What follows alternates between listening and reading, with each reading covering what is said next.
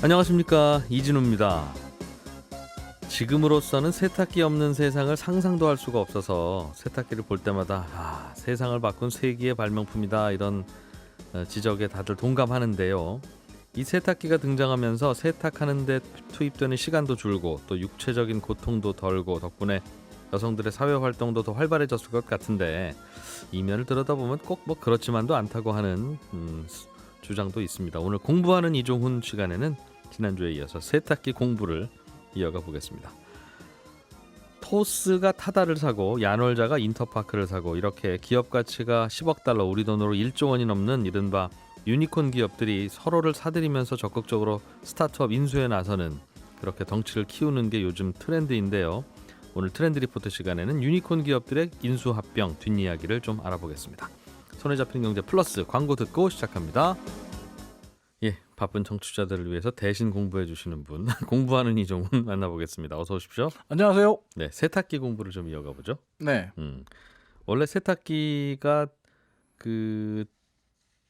가정용 세탁기 등장부터 이런저런 이야기들이 많은데, 이게 여성들의 노동력을 많이 줄여주긴 했죠. 네, 지난 시간에도 말씀드렸지만 가정용 세탁기가 등장하면서, 정확히도 가정용 전기 세탁기가 등장하면서 여성들이 소위 고통에서 해방됐어요. 고통이라고 하면 과거에 빨래를 한다 그러면 실제로 예전에는 빨래터에 가서 빨래를 했잖아요. 우리나라 같은 경우. 거기가 그래서 그렇게 또 그래서 빨래 빵망이하고 빨래판 수다 떨기 즐거운 장소. 근데 반나절 혹은 한나절을 다 보내야 되잖아요. 근데 쭈그리고 앉아서 계속 그 빨래를 하다 보면 거의 허리 나갑니다. 힘들죠. 힘들죠. 그리고 또 빨래를 빤다고 해서 끝나는 게 아니잖아요. 빨래를 갖고 와서 널어야죠. 짜야 되잖아요. 그렇지. 짜고 짜야죠. 손목도 굉장히 아파요. 그리고 널죠. 그러니까 여성들의 입장에서 보면 가정용 전기 세탁기가 등장하면서 이 고통에서 해방될 수 있었고, 또 빨래하는 시간도 획기적으로 줄었죠. 그런데 지난주에도 말씀드렸지만 루스 스완 같은 사회학자들은 미국의 통계를 보니까 가정용 세탁기가 가정에 보급된 이후에도 여성들의 가사 노동 시간은 줄지 않았다. 오히려 증가했다. 이 말은 지난주에도 말씀드렸지만 집안일이란 건 끝이 없거든요. 그러니까 빨래하는 데 투여되는 시간이 준 대신에 다른 가사 일을 더 하게 만든 거죠. 그럴 것 같아요. 네. 네. 이건 누가 제일 처음 발명했습니까, 세탁기는? 지금 우리가 보고 있는 세탁기 같은 경우에 딱 누가 발명했다 이렇게 말하기 좀 힘들어요. 그게 냉장고처럼. 사실 세탁기라는 개념을 만든 사람은 1851년에 미국의 제임스 킹이라는 사람이 증기기관을 이용한 세탁기를 만든 게 시초라고 볼 수 있는데, 그건 가정용 세탁기는 아니었고. 그렇죠. 증기기관이니까 거의 공장형 대규모 세탁기라고 볼 수 있는데, 이후에 이제 수백 개, 수천 개의 특허들이 쏟아져 나옵니다. 그러다가 1908년에 미국의 알바 피셔라는 발명가가 전기 모터로 움직이는 세탁기를 내놓습니다. 알바 피셔와 관련된 에피소드를 찾아보니까 부인의 생일 선물로 자신이 발명한 발명품을 줬는데 빨래하느라 너무 힘드니까 이걸로 빨래를 좀 쉽게 해라며 생일 선물로 발명하기 시작했다 그래요. 그런데 이 알바 피셔가 만든 전기 모터로 움직이는 세탁기가 시장에 눈길을 끕니다. 그러면서 1911년에 미국의 월풀사가 가정용 전기 세탁기를 만들어서 판매하기 시작했어요. 그러면서 1920년대에 와서 미국 가정에 좀 널리 보급되기 시작했죠. 만든 사람은 항상 따로 있고, 그거 보고 장사하는 사람 또 따로 있고. 따로 있죠. 네. 그때쯤부터 1911년부터 우리는 세탁기를 쓰게 된 거군요. 그때는 이제 미국도 사실은 세탁기를 정말 극소수의 가정 1%, 전체 가구 1% 정도가 세탁기를 사용했고, 실질적으로 세탁기를 많이 쓰기 시작했던 시기는 1920년대를 지나서인데, 그래도 1911년에 월풀이 처음으로 상업용 가정용 전기 세탁기를 내놓으면서 지금은 월풀이 우리나라의 삼성전자와 LG전자에게 미국 시장 점유율을 많이 뺏기고 있고 좀 하락세에 있지만, 아직도 미국에서는 월풀은 세탁기 하면 가장 먼저 떠오르는 단어, 브랜드 네임 이렇게 보시면 돼요. 마치 우리가 복사기 하면 제록스를 떠올리는 것처럼 그렇다고 보시면 됩니다. 그런데 이렇게 등장한 가정용 전기 세탁기가 두 가지 산업과 시장을 쇠퇴시키는 결정적인 영향을 줍니다. 오늘은 산업 이야기를 좀 해볼까 하는데, 세탁기가 쇠퇴시킨 산업? 네, 어떤 산업일 것 같으세요? 세탁기가 쇠퇴시킨 산업. 옷도 더 많이 샀을 것 같고 빨래가 쉬워지니까. 음. 뭐 쇠퇴한 사람이 뭐가 있을까 싶은데요. 세탁소, 아 집에서 해버리고 마니까. 네, 그리고 가정부. 가정부요? 네, 가정부 음. 산업 이러면 가정부 시장, 가정부 산업 이러면 좀 이상하게 들릴 수 있잖아요. 그런데 미국 같은 경우에 1870년 19세기 이제 1870년 미국 통계 자료를 보니까 네. 100만 명 이상의 여성이 하녀 혹은 가정부로 일을 했다 그래요. 이게 당시 미국 전체 여성 노동자의 50%에 해당한다고 합니다. 예. 그러니까 당시 미국 여성 노동 시장에서 가정부 산업이 얼마나 큰 시장이었는지 알 수 있고 또 대체로 여성들이 실질적으로 일자리를 가지면 대부분 이쪽이 많았다. 19세기 예. 여성들에게 가장 큰 그 노동 시장은 가정부 산업이었다. 예. 가정부 시장이었다. 이렇게 보시면 될 것 같아요. 근데 예. 제가 이번에 그 공부하다 보니까 한 가지 알게 된 게 있습니다. 블루 먼데이, 즉 우울한 월요일 이런 단어 들어보셨죠? 네. 월요병이랑 비슷한 단어일 수 있는데 예. 이 블루 먼데이라는 단어가 빨래 때문에 나왔던 말이더라고요. 월요병이라는 게 예. 빨래 때문에 예, 나왔다고요? 월요병이라는 단어의 기원이 빨래 때문이더라고요. 왜요? 왜? 19세기의 미국에서 이제 빨래는 주로 월요일에 했다 그래요.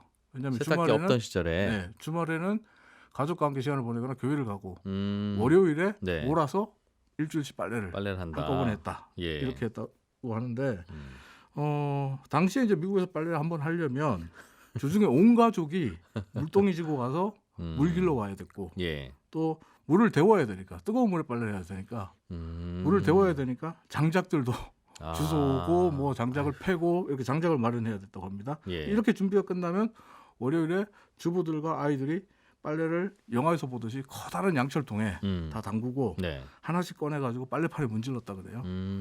그런 후에 빨래를 헹구기 위해서 또 물을 데워야 했다고 합니다. 예. 그리고 헹굼 작업이 끝나면 그 빨래들을 하나씩 꺼내서 또 짜고 빨래줄에 널고 거의 온 가족이 동원되는 행사가 이 빨래였다고 합니다. 다 사람의 손으로 네, 사람의 근데, 힘으로만 해야 되니까. 네, 앞서 말씀드렸듯이 빨래 이런 과정을 한번 거치고 나면 여성들은 허리가 부서질 것 같고 손목이 나갈 것 같은 고통을 느끼고 네.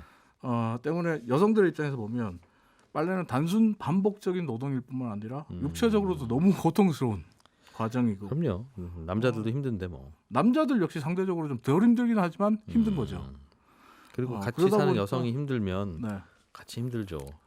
그렇죠. 블루 먼데이가 계속 이어지면 예. 남편들도 굉장히 힘들어지게 힘들지. 되는 거고. 근데 이게 재밌는 게 뭐냐면 가정용 전기 세탁기가 등장하고 나서 여성들이 이 블루 먼데이에서 많이 해방됐잖아요. 네. 근데 여성들은 앞서 말씀드린 대로 더 많은 가사 노동을 해야 됐고 다른 집안일을 하느라. 예. 근데 물 길어오고 장작 패던, 장작 줍고 장작 패던 남자들이 예. 시간이 남은 거예요. 남자 아이들의 시간이 예. 남으면서 예. 이 남성과 남자 소년들이 공장으로 취업할 수 있었다. 그러니까 가정용 전기 세탁기가 꼭 여성들 1920년대 초반에는 난- 말씀하신 대로 꼭 여성이 아니라 네. 남성들도 사회 진출을 할 수 있도록 도왔다. 빨래라고 하는 게 그러니까 온 가족이 같이 하던 일이었군요. 네, 그렇습니다. 특정한 누구의 일이 아니라 그러다 보니까 19세기 미국에서 음, 빨래는 온 가족 모두가 하는 하기 싫은 일이었고 피하는 일. 그래서 좀 돈 좀 있는 집은 그런 일 등등의 일들을 부탁할 만한 지금으로 좀 도움이 네, 가정부들이 많이 고용됐다. 그렇죠. 그러다 보니까 가정부들에게 주로 맡기는 일이 네, 빨래였다고요. 빨래. 그 인건비 생각하면 그냥 그 당시도 세탁소가 있었다면서요. 네, 세탁소 산업이 세탁기 때문에 쇠퇴했다고 하신 거 보면 네. 세탁소에 맡기는 게 싸지는 않았어요. 19세기에는 음, 세탁소가 그다지 많지 않았어요. 음, 그리고 대중적이지는 않았어요. 미국 같은 경우에 세탁을 대신해주는 상업용 세탁소가 처음 생겨난 게 예, 남북 전쟁이 끝나고 나서 1860년대부터 음, 시작됐다 그래요. 당시의 세탁소는 누가 이용하는 곳이었냐면 혼자 사는 남자들. 혼자 사는 남자들 빨래 감은 많지 않은데 또 빨래하기는 또 그런. 그래서 세탁소를 가서 뭐 셔츠 같은 거 맡기는 그런 네. 곳이었다 그래요. 그러다가 1900년도로 접어들면서 세탁소가 이거 우리가 주부를 대상으로 광고를 하거나 마케팅을 하는 게 필요하겠는데라고 예. 해서 주부들을 적극적으로 공략하기 시작했고 주부들 입장에서 보면 그래 이 세탁소에 맡기면 이 우울한 월요일 블루 먼데이에서 좀 벗어날 수 있겠다. 예, 차라리 돈을 주고라도 세탁소에 맡기자 이런 생각을 하기 시작합니다. 예. 그래서 세탁소들 같은 경우에 밀려드는 세탁물들을 처리하기 위해서 점점 더 커지고 대형화되고 공장형 세탁소들이 등장하게 됩니다. 예. 그래서 1900년대 자료를 보니까 1909년에 미국 세탁소 산업이 당시 돈으로 연간 1억 달러가 넘는 산업이었다 그래요. 어마어마한 규모의 산업이었어요. 세탁소가 예. 집집마다 세탁기가 없으니까. 네. 예. 그리고 앞서 말씀하신 대로 인건비 생각하면 그 세탁소에 맡기는 게 낫지 않냐 네. 이런 생각을 1910년대에 들어와서 미국의 중산층 가정들이 하기 시작한 거예요. 그렇죠. 지금까지는 요리사를 집에서 고용해서 밥을 먹은 건데 네. 한 식당 나가서 사 먹으면 되는 걸. 네. 어, 찾아보니까 그런 생각하겠죠. 네, 찾아보니까 당시에 음, 이 미국에서 가정부에게 주는 급여가 주급으로 네. 주당 10에서 12달러를 줬다 그래요. 예. 근데 미국 도시 가정이 1년 동안 세탁소에 지불한 돈의 평균은 56달러. 1주당 1달러가 채 안 되는 거예요. 그러니까 그러니까- 세탁만 부탁할 거면 그 가정부 굳이 집에 안 둬도 그렇죠. 된다. 네. 그러니까 주부들이 가정부를 내보내고 빨랫감을 들고 세탁소를 찾아갔고 세탁소 덕분에 수많은 가정부들이 해고됐다고 예. 합니다. 근데 그분들은 재밌는 또 건 그럼 세탁소 산업으로 취업을 했겠네요. 네, 이분들은 이분들은 숙련된 인력이잖아요. 세탁에 세탁소는 일감이 늘어나서 일손이 더 필요한데 숙련된 인력들이 다른 곳에서 계속 해고돼서 나오는 거예요. 참 어떻게 봐야 되는지 모르겠어요. 그러니까 다 외식을 많이 하면 네, 식당에서는 직원이 필요할 거고 그러니까 집에서 밥 해주시던 어머니가 이제 식당에 취업해서 거기서 밥을 해주시는 건데 네. 그럴 거면 집에서 해 먹나 그런 생각도 들고. 근데 이때 그 자료를 보니까 이 가정부들이 오히려 이런 세탁소를 가거나 예. 아니면 공장에 취업하는 걸 반겼다 그래요. 음, 왜냐하면 급여는 공장이나 세탁소에 일하는 것보다 가정부를 일하는 게 더 많았는데 예. 가정부는 그 입주 가정부가 많고 네. 그래서 자유 시간이 없고 또 항상 주변의 눈치를 봐야 되고 피곤하죠. 그런데 공장 일은 상대적으로 끝나고 그런 집에 부분에서 가면 자유롭다. 되니까. 네. 예. 그래서 집에서 못하는 빨래들도 있지 않나요? 그런데 근데 있죠. 그게 바로 세탁소 산업이 가정용 세탁기에 비해서 이제 갖고 있는 강점이었는데 일단 재밌는 건 1920년대 가정용 전기 세탁기가 이 보급되면서 상업용 세탁소들이 위기감을 좀 느낍니다.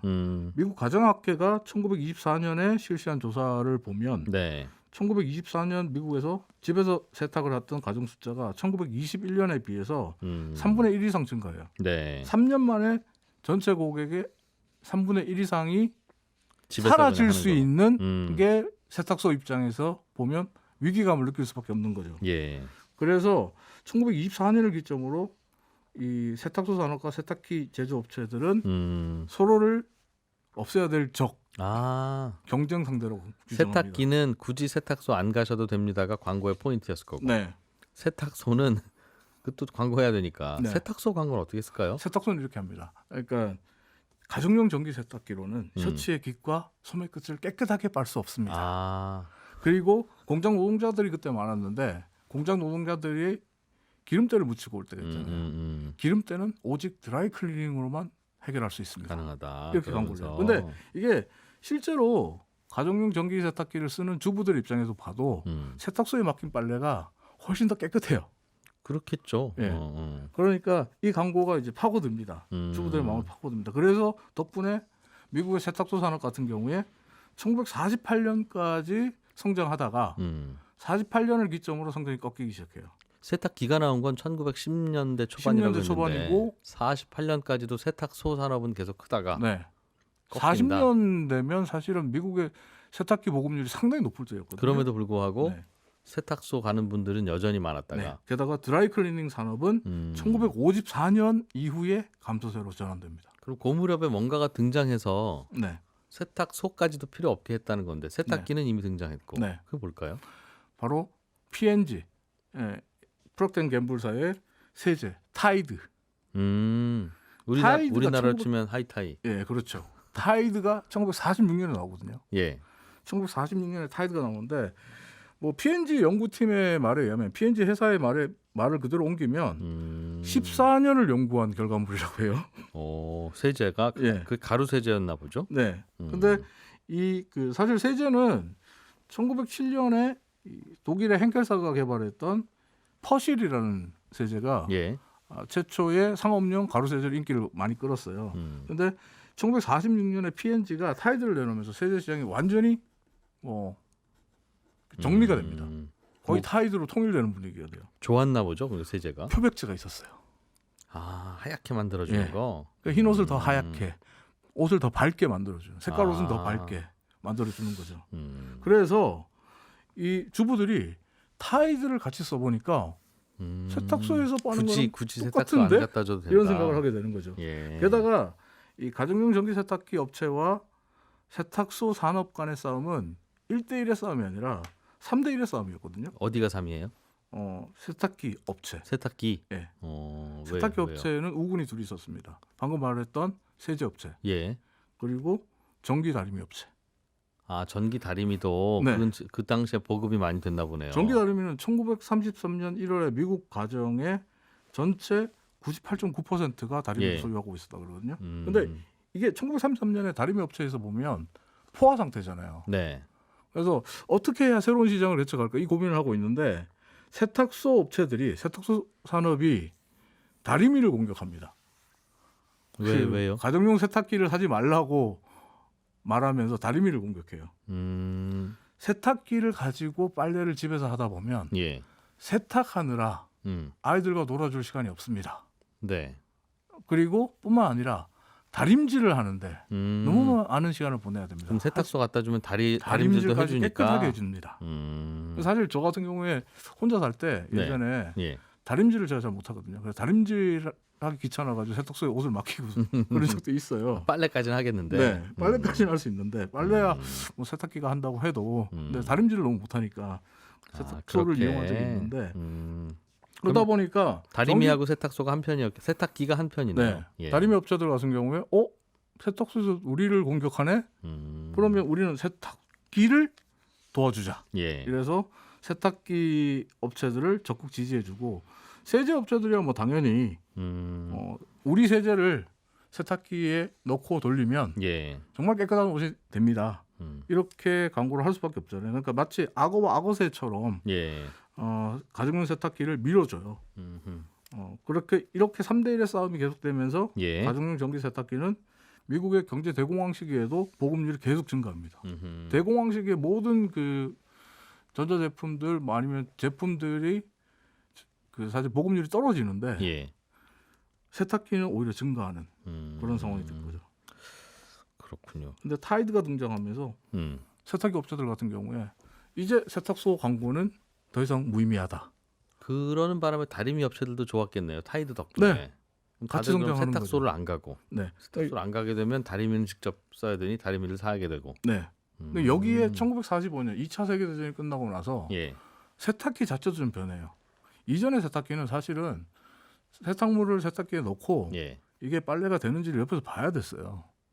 그리고 뭐 사실 물도 빼줘야 됐고 아 그때 네. 매번 예. 사람이 옆에 붙어 있어야 됐거든요. 음. 근데 1945년 이후부터 타이머가 달린 자동 세탁기가 나옵니다. 다 돌아가면 자기가 물 빼고 그렇죠. 다시 밑에 닫고 네. 물 다시 받고. 우리가 제가 크면서 봤던 세탁기 타이머가 돌아가면서 덜덜덜거리다가 땡 하면 세탁이 완료되는 예. 그런 세탁기가 등장하면서 주부들 입장에서 보면 희고 깨끗한 옷도 생길 수 있고 그리고 세탁기 옆에서 시간도 안 보내도 되고 예.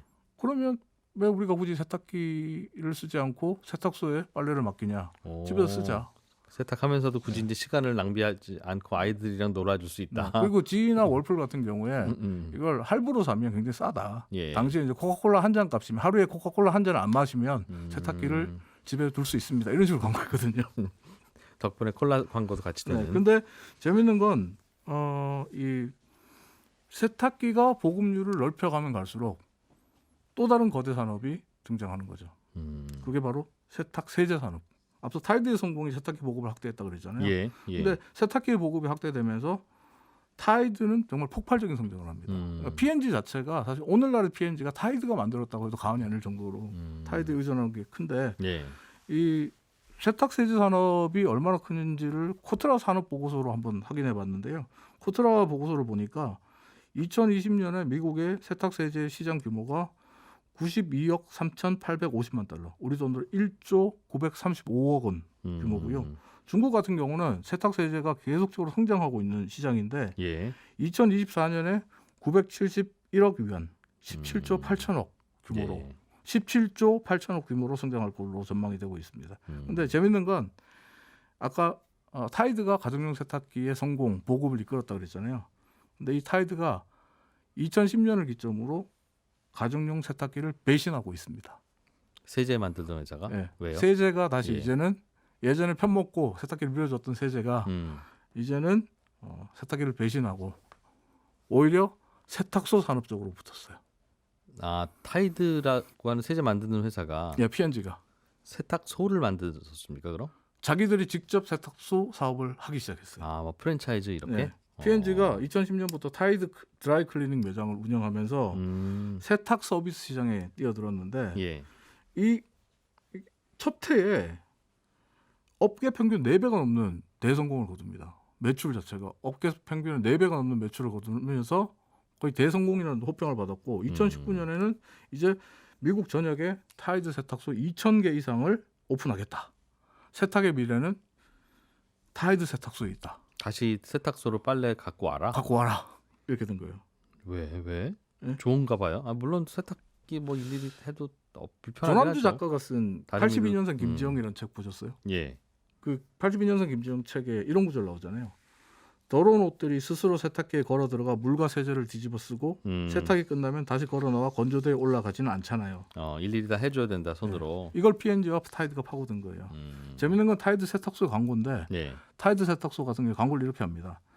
24시간 365일 세탁 전문 서비스를 받으시면 바쁜 현대인이 세탁에 허비하는 시간을 줄일 수 있습니다. 그리고 예. 그 시간에 더 의미 있는 생활을 할 수 있습니다. 이게 1920년대 가정용 세탁기가 등장했을 때 위협을 느꼈던 세탁소 산업에 했던 광고랑 똑같아요.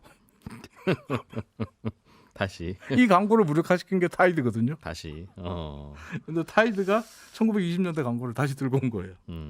우리나라 같은 경우도 이런 세탁 전문 서비스 업체들, 공장형 세탁, 기업형 세탁 예. 전문 업체들이 늘어나고 있잖아요. 요즘 뭐 문 밖에다 갖다 놓으면 네. 밤에 갖고 가서 요즘 비대면으로 아침에 다시 갖다 놓고 네. 아무 갖고 갔나 싶으면 그냥 쇠빨래 들어 있고. 그게 타이드 세탁소가 갖추고 그렇대요.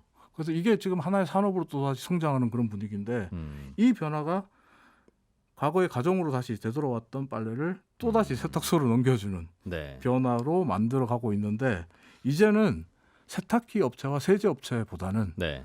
세탁 전문 서비스 업체를 주목할 때가 됐습니다. 이제 그게 대세다. 네. 알겠습니다. 그냥 사람도 털이 이렇게 있어서 옷을 굳이 안 입고 다녀도 되면 깔끔했을 것 같은데. 그럼 다음에 나오시는 대세는 김덕진 소장에게 트렌드를 한번 물어보시죠. 공부하는 이종훈이었습니다. 고맙습니다. 감사합니다. 한국인사이트 연구소 김덕진 부소장과 함께 최근 기술 트렌드 또 스타트업 기업들의 트렌드를 살펴보겠습니다. 어서 오십시오. 안녕하세요. 털이 별로 없는 남자 김덕진입니다.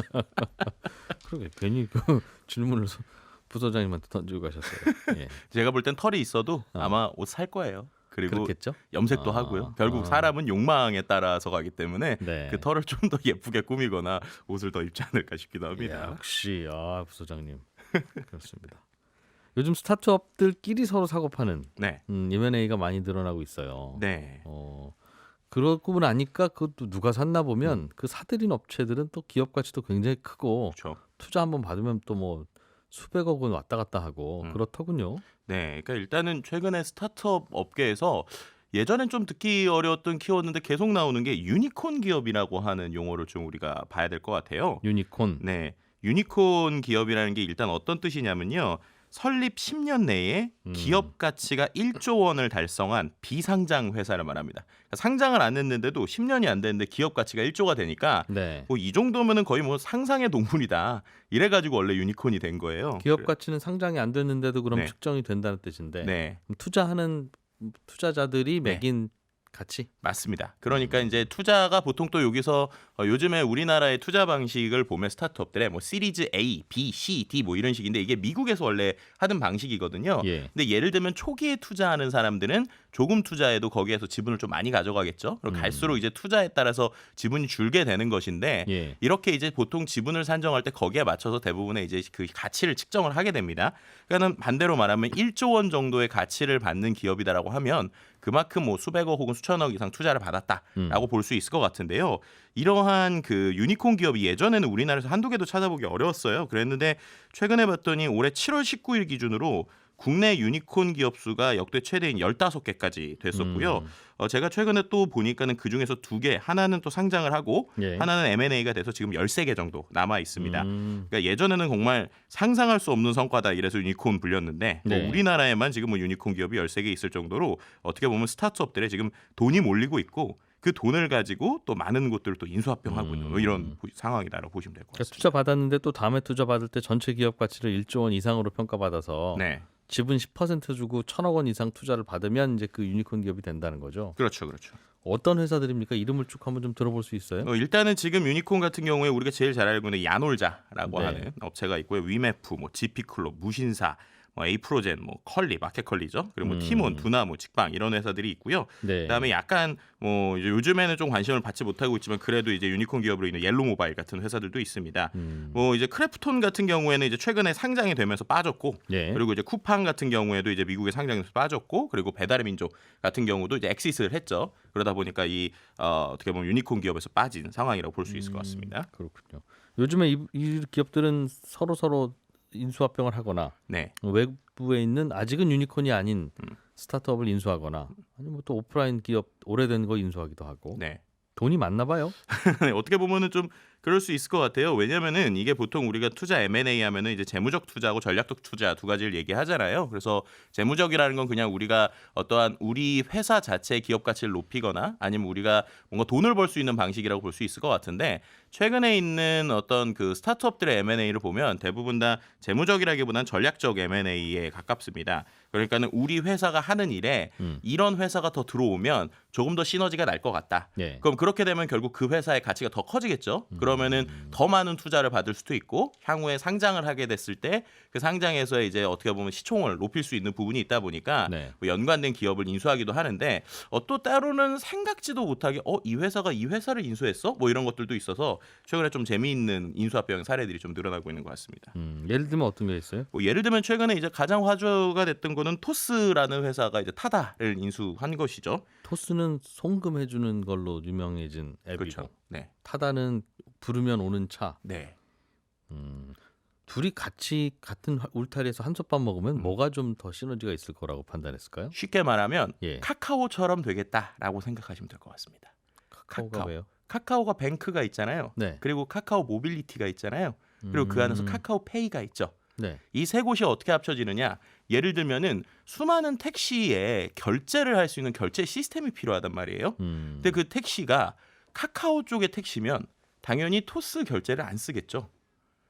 당연히 이제 본인들이 가지고 있는 카카오뱅크나 카카오페이의 토스 뭐 이제 결제 유도하겠죠 그렇게. 쓸 거잖아요. 예. 그럼 그렇게 되면은 이제 택시에서의 결제 시장도 상당히 큰데 그 결제 시장에서의 어떠한 시너지를 가져갈 수 있는 첫 번째 그림이 있고요.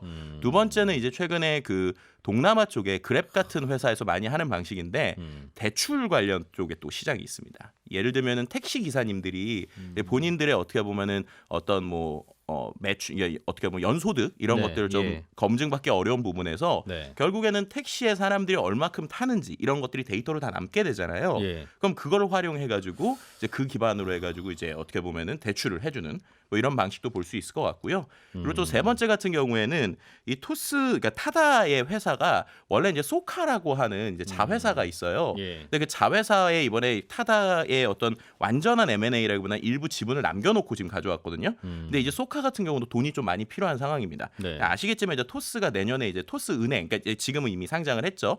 토스 은행이 나와 있는 상황이에요. 그러면 이제 B2C, 그러니까 어떻게 보면 소비자 대출은 많은데 기업 대출 같은 경우에는 좀 큰 회사들이 필요한 상황이에요. 근데 그런 상황에서 소카라고 하는 어떻게 보면은 또 돈이 많이 필요한 회사가 어떻게 보면 이러한 그 토스와의 제휴를 통해서 그 안에서 또 어떻게 보면 토스에 있는 기업의 대출을 가져갈 수 있는 뭐 이런 그림까지도 그려볼 수 있을 것 같습니다. 외부에서는 왜 인수했는지 잘 모르는군요. 그 설명을 그러니까 안 그래도 좀 부소장님이 하시는 네. 분석을 쭉 들으니까 네. 왜 그랬을까 하면서 추측을 하는 게 굉장히 많은 것 같은데 예를 들면 그 저 회사한테 대출을 해주려고 그 회사를 인수를 했다. 음흠. 좀 웃기잖아요. 음. 예를 들면 놀이공원에서 아이스크림을 팔아야지라고 하는 생각으로 아이스크림 장사가 놀이공원을 인수했어. 네. 그럼 배보다 배꼽이 더 큰 거 아닙니까? 아, 거기서 그 아이스크림 말씀드렸던 안 게 팔고 말지. 제가 말씀드렸던 거 정확하게 이해하셔야 되는 게 말씀드린 대로 타다를 인수했다고 타다한테 하는 게 아니라요. 네. 타다의 원래 자회사였던 소카를 얘기하는 거예요. 네. 네. 그 소카 같은 경우가 이 타다라고 하는 회사가 이제 본인들 소카의 비즈니스는 잘 되고 있었거든요. 근데 소카의 비즈니스에서 이 타다가 좀 골칫덩어리였어요. 근데 이 골칫덩어리를 주면서 예. 이제 본인들이 해야 되는 비즈니스에서의 돈이 필요하니까 그 부분에서의 협력 관계를 넓힐 수 있다라는 거고요. 근데 뭐 말씀하신 대로 이 딜을 조금 약간 물음표를 가지고 보시는 분들도 솔직히 많아요. 왜냐하면은 타다가 네. 뭐 예를 들어서 지금 카카오 택시에 비해서는 상당히 택시 수가 적거든요. 네. 그래서 지금 말씀드렸던 시너지가 예를 들면은 타다가 뭐 최소한 전체 시장의 뭐 20-30%를 차지하고 있다라고 하면 그걸 가져오면서 결제 시장이 커지겠죠. 예. 근데 지금은 상당히 이 타다의 점유율이 낮고 거의 이 카카오티가 독점하다시피 하는 상황이란 말이에요. 예. 그럼 그런 상황에서 정말 토스가 이 회사를 인수한다고 본인들이 원하는 게 될까에 대한 질문이 있고요. 그래서 오히려 반대쪽에서는 이거 그렇다기보다는 오히려 이제 토스도 곧 이제 상장을 준비하고 있는데 예. 상장을 할 때 이러한 시너지 때문에 우리의 기업 가치가 더 높다라고 몸값. 네, 한마디로 몸값을 높이기 위한 이런 전략이 아니냐라고 바라보시는 시선들도 상당히 많긴 합니다. 저는 그쪽이 약간 좀 더 설득력 있는 설명인 것 같기는 해요. 네. 그러니까 택시 기사님들이 이걸 결제를 할 때 토스로 결제하게 하기 위해서 네. 그 택시 회사를 인수한다는 건 정말 근데 보통 최근에 이 핀테크 시장에 결국엔 모빌리티와 붙는 거는 솔직히 맞는 말이에요. 그런데 이제 말씀드린 것처럼 워낙 지금 카카오의 힘이 세기 때문에 예. 그것을 이러한 합병으로 이길 수 있을까에 대해서는 뭐 여러 가지 질문에 대한 물음표가 붙는 것도 사실입니다. 야놀자라고 하는 회사는 예전에는 처음에는 그 동네 모텔 소개 사이트였는데 그쵸. 야 여기가 이렇게 커서 인터파크를 인수했어요. 그러니까요. 전 이것도 정말 놀라웠는데 어떻게 보면 1세대 IT 기업을 대표하는 게 인터파크라고 볼 수 있을 것 같아요. 예. 근데 이것도 어떻게 보면 엄청난 실탄이 생겼기 때문이라고 볼 수 있을 것 같습니다. 지난 7월에 우리가 잘 알고 있는 손정희 소프트뱅크 회장의 비전 펀드로부터 네. 야놀자가 2조 원을 투자를 받았어요. 그러니까는 말씀드렸던 것처럼 모텔 앱으로 생각했던 곳이 2조 투자를 받았다. 이거 도대체 얼마큼 받아서 이걸 뭐 하려는 거야라고 할 때 거기서 이제 한 가지를 보여준 게 이제 인터파크를 네. 이번에 이제 2,940억에 인수를 한 것이죠. 인터파크가 원래는 쇼핑몰 원조기도 하지만 최근에는 이제 쇼핑몰 시장이 워낙 이제 뭐 여러 곳들이 많아졌잖아요. 그래서 오히려 최근에는 숙박 그러니까 정확하게 말하면 온라인 항공권 예약 네. 이쪽하고 공연 쪽 이런 쪽에 이제 어떻게 보면 강세를 가지고 있었단 말이에요. 근데 뭐 지금 같은 경우에는 야놀자는 숙박 예약 시스템은 있지만 어떠한 여행사가 없던 상황에서 그 안에서 여러 가지 것들을 볼 수 있는 부분인 거죠. 그래서 일부 사업 부분만 지금 인수했다라고 이제 우리가 지금 알려지고 있는 상황이고요. 인터파크의 여행 사업, 네네네. 뭐 호텔 예약 사업 이렇게. 네네, 그렇죠. 예, 예. 그리고 이제 어떻게 보면은 또 이 야놀자 같은 경우는 지난해까지는 숙박 예약 시스템을 다지는데도 적극 투자를 했어요. 그러니까는 우리가 단순히 서비스뿐만 아니라 밑으로 IT 인프라를 상당히 투자했고요. 네. 뭐 최근에 뭐 호텔 예약 서비스를 하는 곳을 2016년에 인수하고 또 2019년에는 숙박 예약 플랫폼들을 인수하면서 어떻게 보면 이제 야놀자가 전반적인 이러한 뭐 숙박 여행, 항공 이런 쪽까지 전체적으로 그림을 키우겠다라고 하는 것을 보여주고 있는 상황이라고 볼 수 있을 것 같습니다. 네. 또 어떤 사례들이 있나요? 최근에 좀 재밌는 게 스타트업인데 대기업이 스타트업을 인수하는 것들은 좀 많이 있었잖아요. 예. 예를 들면은 그 뭐 전략적 투자를 한다거나. 근데 최근에 스타트업이 오히려 대기업의 사업부를 인수하는 방식들도 생기고 있습니다. 예. 직방이라고 요즘에 이제 아주 뭐 유명한 업체가 있죠. 우리 부동산 같은 것들을 거의 다 비대면으로 해주는 서비스가 있는데 예. 이 직방이 최근에 삼성 SDS의 홈 IoT 부분을 인수에 나섰습니다. 우선 협상자로 지금 선정이 됐고요. 실사를 착수하고 있는데 어떻게 보면은 지금까지는 단순히 어떤 부동산 중개업에 가까웠던 이 직방이 IoT라고 하는 시장을 이제 인수를 하면서 또 홈 IoT이기 때문에 약간 보안 쪽까지도 확장이 될 수 있거든요. 예. 그리고 이거 같은 경우는 국내뿐만 아니라 해외로도 좀 진출해 있어요. 그러니까는 이제 단순한 서비스업이 아니라 집에 대한 전반을 보는 하드웨어와 소프트웨어를 전반적으로 관리하는 이러한 업체로서 성장하겠다라는 모습으로 최근에 좀 모형을 볼 수 있을 것 같고요. 야, 이것도 서로 무슨 시너지가 있는지 설명하기는 좀 모호하겠네요. 뭐 그럴 수도 있죠. 근데 말씀드린 예. 대로 어떻게 보면은 제가 볼 때는 이 직방이라는 회사가 본인들의 사업을 더 확장할 때 두 가지 차원. 예를 들면 글로벌로 우리가 나가야 된다. 네. 왜냐하면 첫 번째로 지금은 부동산 중개라는 게 국내에 갇혀 있잖아요. 그러니까 해외 부동산 중개라기는 어려우니까 어떻게 할까라고 할 때 이런 IoT 기반으로 좀 나가는 부분이 있고 두 번째도 좀 상징적인 모습에서 소프트웨어 회사가 하드웨어를 하겠다라는 네. 그림들이 있는 것 같아요. 근데 말씀해주신 대로 계속 우리가 물음표를 하는 이유가 과거에 또 토스 사례가 하나가 있어서 좀 그런 부분도 있습니다. 네. 토스가 2019년 12월에 LG전자의 그 LGU 플러스의 PG 사업부 전자결제 사업부를 인수를 했어요. 예. 그렇게 해가지고 실제 매출이 2018년에 548억짜리 회사가 이 피즈사를 이제 인수하면서 매출은 3,898억으로 껑충 뛰었거든요.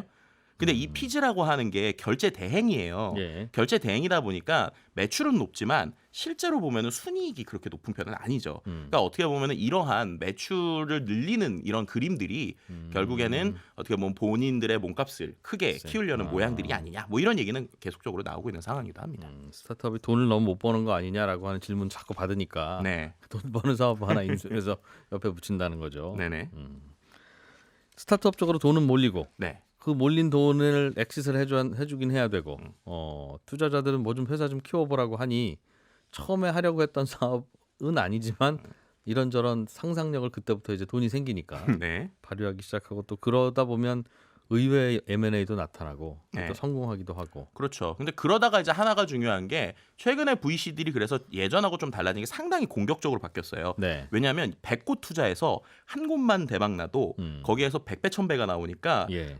예전에는 뭐 1억 주는 것들 상당히 심사를 많이 했거든요. 근데 웬만한 아이디어 있다 그러면 요즘에는 뭐 10억 미만들은 상당히 쉽게 예전보다에 비해서 돈이 예. 좀 투자가 되고 있는 상황이라 예. 이른바 대박을 꿈꾸면서 이런 스타트업들에게 투자하는 이러한 그림들은 최근에도 더 많아질 것 같고요. 네. 가장 대표적이었던 게 과거 이제 장병규 크래프톤 이사회 의장이죠. 이분이 2011년에 배달의 민족에 3억을 투자했어요. 네. 근데 8년 뒤에 배달의 민족이 매각될 때 지분 가치가 3천억이 됐습니다. 그러니까 어떻게 보면은 8년 만에 1000배가 뛴 거죠. 예. 이 모습을 보면서 이제 사람들이 놀랐고 또 최근에 쿠팡이 그렇게 적자를 보다가도 IPO에서 미국 나가니까 정말 많은 사람들이 수익을 얻고 있잖아요. 그러한 그림들을 다 같이 지금 그리고 있는 것이 아닌가 뭐 이렇게 볼 수 있을 것 같습니다. 이야, 그러니까 요즘 그 스타트업 업계에 돈 넘친다는 얘기는 참 많이 들리더군요. 네, 실제로 얼마큼 투자가 있냐면 제가 최근 봤더니 예. 10억 이상 투자 받은 스타트업이 993개, 100억 네. 이상 스타트업 그 받은 게 350개, 300억 이상 투자 받은데도 100개가 넘어요. 국내에만. 올해? 지금까지 누적으로요. 아, 누적으로. 네, 그리고 올해 예. 같은 경우에 올해 2021년 상반기에만 네. 약 4조 이상의 4조 3,500억 이상의 규모의 투자가 지금 일어났고요. 그리고 뭐 7월 같은 경우 야놀자 때문이긴 하지만 2조 넘게 8월 한 달에도 9,154억의 투자가 일어났습니다. 그러니까 거의 뭐 매달 1조 원대 이상의 금액이 계속적으로 지금 몰리고 있다라고 볼 수 있을 것 같습니다. 예. 혁신이 목마른 시기에 투자 대상을 찾고 있는 돈들은 많고 네. 갈 곳은 딱히 떠오르지 않고 그렇군요. 김덕진 부소장이었습니다. 고맙습니다. 네, 감사합니다. 네, 저는 또 내일 아침 8시 30분에 손에 잡히는 경제에서 인사드리겠습니다. 이진우였습니다. 고맙습니다.